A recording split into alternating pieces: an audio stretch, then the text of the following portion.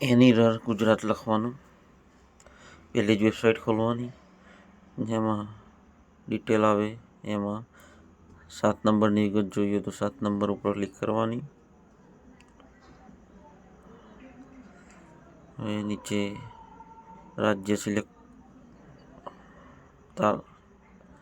જિલ્લો સિલેક્ટ કરવાનો, નીચે તાલુકો સિલેક્ટ કરવાનો, નીચે ગામ સિલેક્ટ કરવાનું,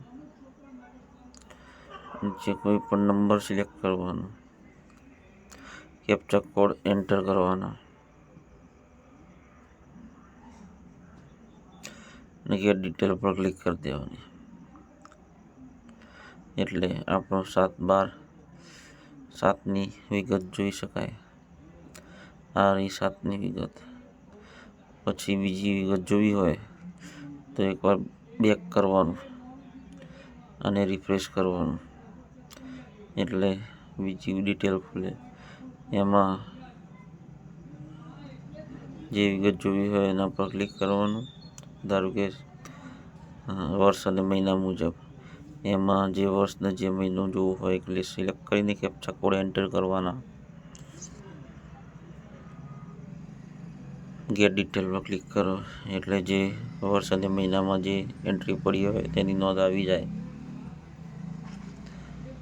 હજી બીજી ડિટેલ જોવી હોય તો બેક કરો એકવાર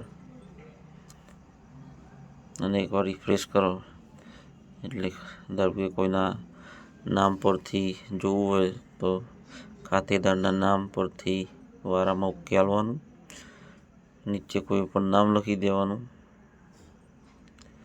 નીચે કેપ્ચા એન્ટર કરવાના.